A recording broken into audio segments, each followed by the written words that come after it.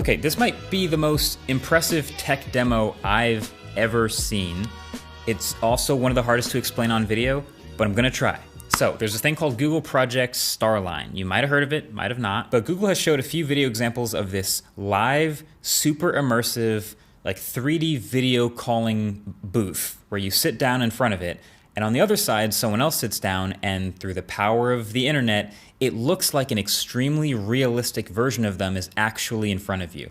It's not just a normal video call, but it's not a hologram, it's something different. Either way, we got the first look at it at Google I/O a couple of years ago. They showed this clip in the keynote, and nobody got to record it, nobody even got to try it.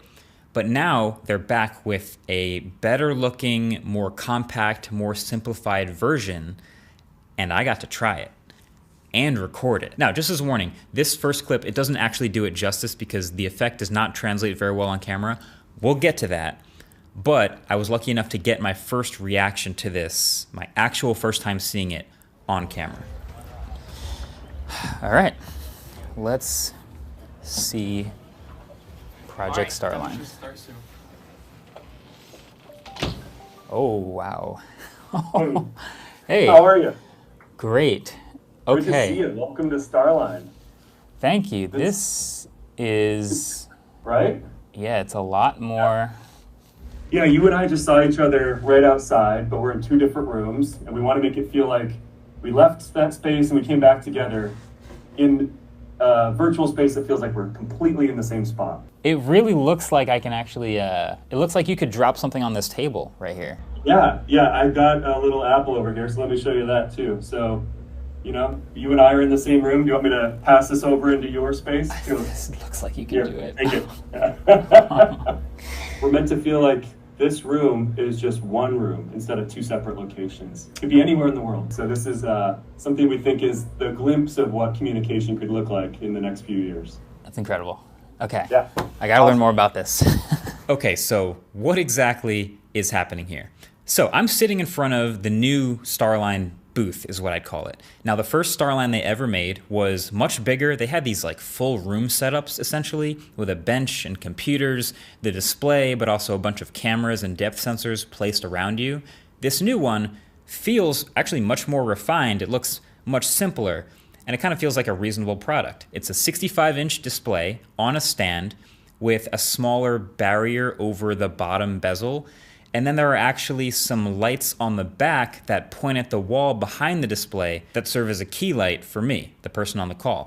And then there are no more depth sensors. It's just a tidy array of color cameras and microphones and speakers. So that's at the top, the left, and the right. And they use AI to create a depth map of me and the room I'm in. And then the magic of this is twofold. It's the display and the computing happening. So the display, the part giving you the actually impressive, immersive 3D depth effect, but then also all the computing happening to turn me, the person on the video call and the person on the other side, into this realistic 3D model just with the camera information that you can actually look around with head tracking. Now clearly, this doesn't translate well on camera, which is why Google has understandably been super protective over anyone trying it even or getting any photos or videos of it because it just won't look right.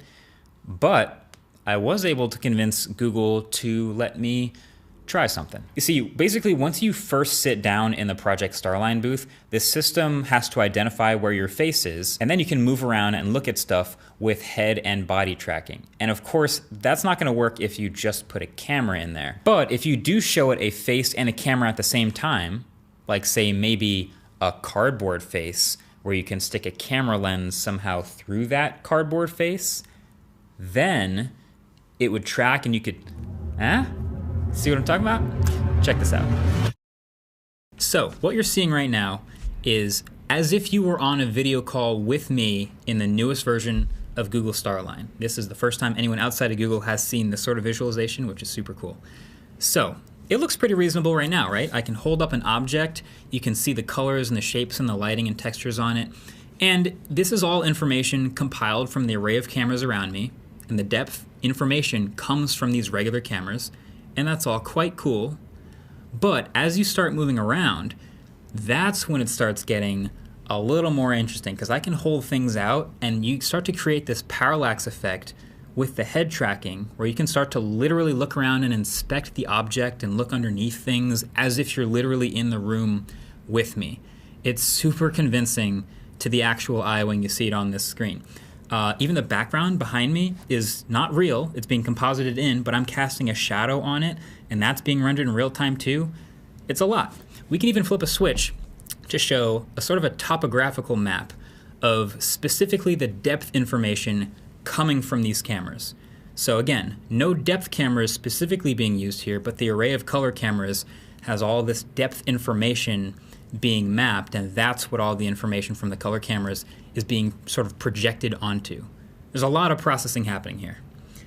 So it all comes together to form this really impressive real-time, I mean, I use the word immersion very lightly usually, but I want to stress that it's very immersive when you actually get to use it.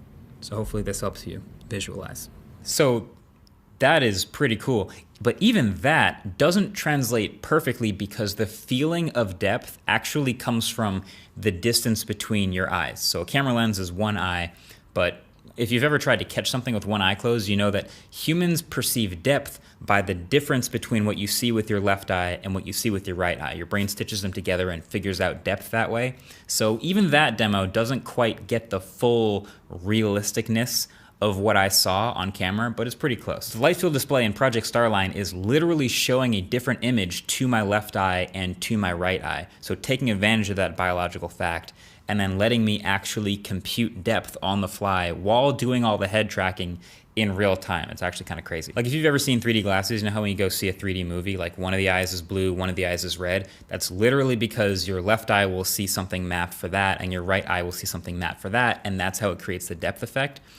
But this is way better than a 3D movie. It's so much smoother, and the head tracking and everything that goes with it, and it's so good. But then the craziest part, the most impressive part is the computing that's happening, which is rendering the people using Starline in real time into these 3D models. So this is not like the metaverse thing where the VR headset tracks face movement and then you can have a eye contact, face-to-face conversation with someone's cartoon avatar. But no. This is taking the actual imaging, the lighting, the way you actually look, what you're actually wearing, and rendering that out in real time in 3D space and making it look like I'm talking to them through a window. It's kind of amazing. The eye contact is so one-to-one real looking, and it really just comes from the fact that I'm sitting here looking forward and the person on the other side is also looking forward, and so we're actually looking into each other's eyes. So anyway, yeah, it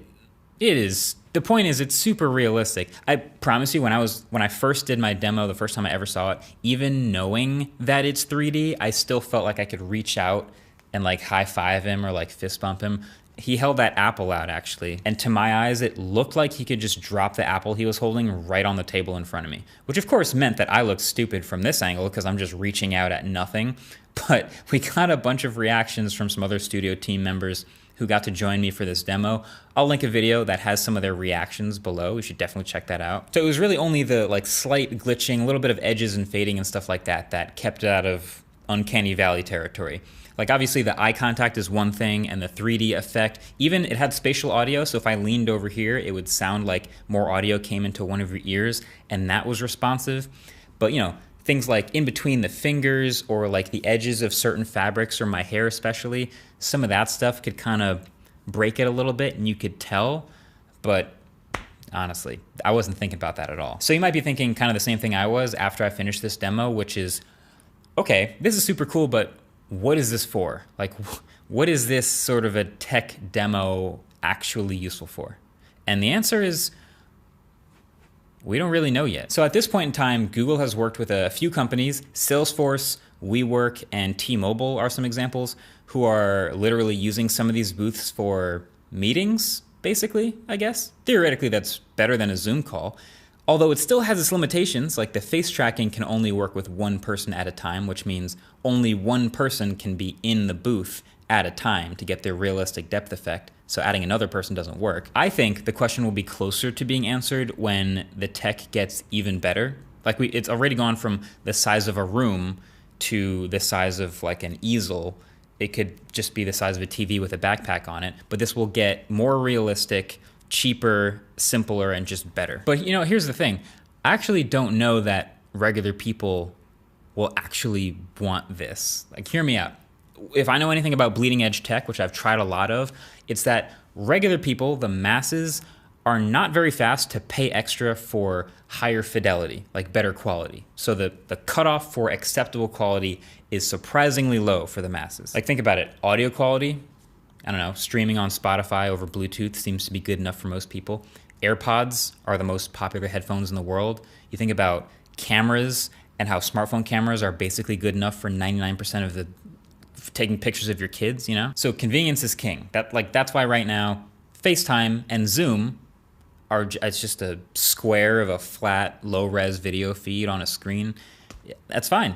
It's fine for most people. When you turn it all the way up to Project Starline, which is like this incredibly realistic, like you can see micro expressions and textures and feel like you're in the room with the person, that's over on one side here, and FaceTime and Zoom are on the other side here. And this is where the masses live. And this is like businesses, you know, getting a booth so they don't have to fly people out for lots of meetings overseas, but it's still too expensive and too difficult to get to for most people. But that's just for now. That's just for this version now. I am really looking forward to keeping an eye on how this tech evolves from Google and even from others who are working on this whole 3D light field display technology stuff. We've actually seen some interesting stuff before. I actually tried an Asus laptop not too many weeks ago that does the same thing. It renders a unique image for each of your eyes and does head tracking for an incredibly realistic 3D effect. But of course for that, you have to look at a certain file that was built in a certain model and will work with certain software. This was like rendering real people and just having a conversation. It's crazy. It's crazy. I'm gonna thank you for Google for letting us see this, and I'm gonna hopefully be able to try future versions when they get finished, because this is wild. Let me know what you guys think. Thanks for watching. Catch you in the next one. Peace.